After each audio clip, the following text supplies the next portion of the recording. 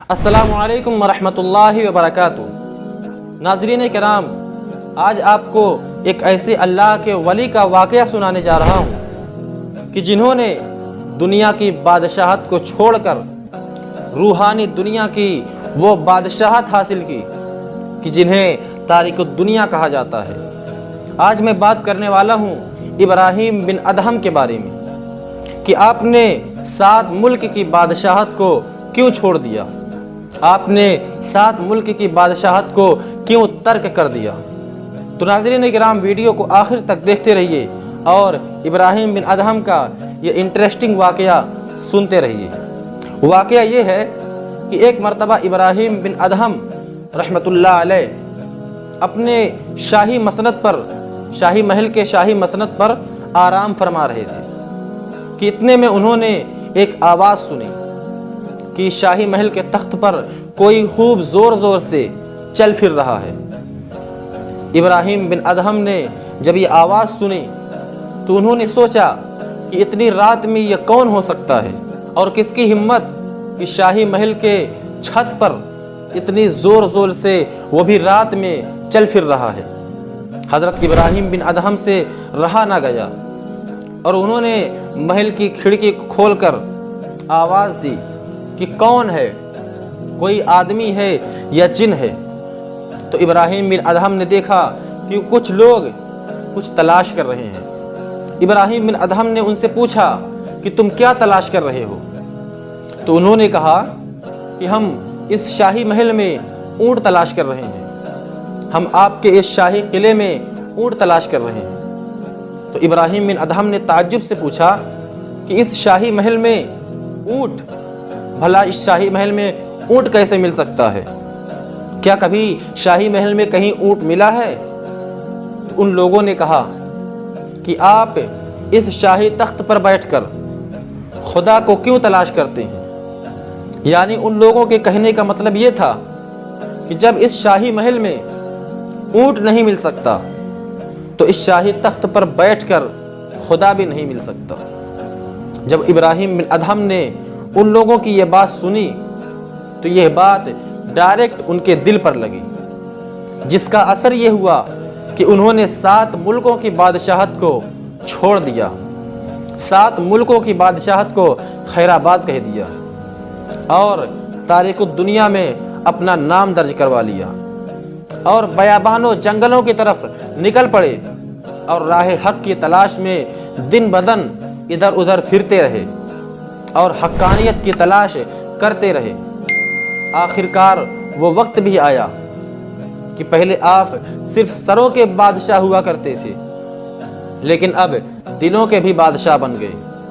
پہلے آپ صرف جسمانی حکومت کے بادشاہ تھے، لیکن اب اللہ تعالیٰ نے آپ کو دلوں کی حکومت کا بھی بادشاہ بنا دیا۔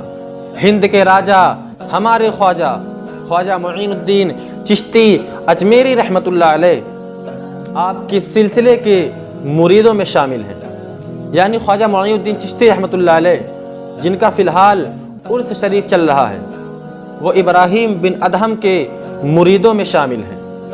آپ سوچ سکتے ہیں کہ ابراہیم بن ادہم نے کیا مقام حاصل کیا ہوگا۔ اور پھر وہ وقت بھی آتا ہے کہ ابراہیم بن ادہم ایک مرتبہ ایک دریا کے کنارے آرام فرما رہے تھے اور اپنی پھٹی پرانی گدڑی سل رہے تھے۔ اتفاق سے آپ کا وہ پرانا وزیر جو بادشاہت کے دور میں آپ کا وزیر رہا کرتا تھا، اس کا اس راستے سے گزر ہوا۔ جب آپ کو اس نے یہ دیکھا تو اس سے رہا نہ گیا اور وہ آپ کے قریب آیا اور آپ سے کہنے لگا کہ اے بادشاہ وقت، اے ابراہیم بن ادہم، آپ نے 7 ملکوں کی بادشاہت کو خیر آباد کہہ کر، آپ نے 7 ملکوں کی بادشاہت کو چھوڑ کر اپنی پرانی پھٹی گدڑی سل رہے ہیں۔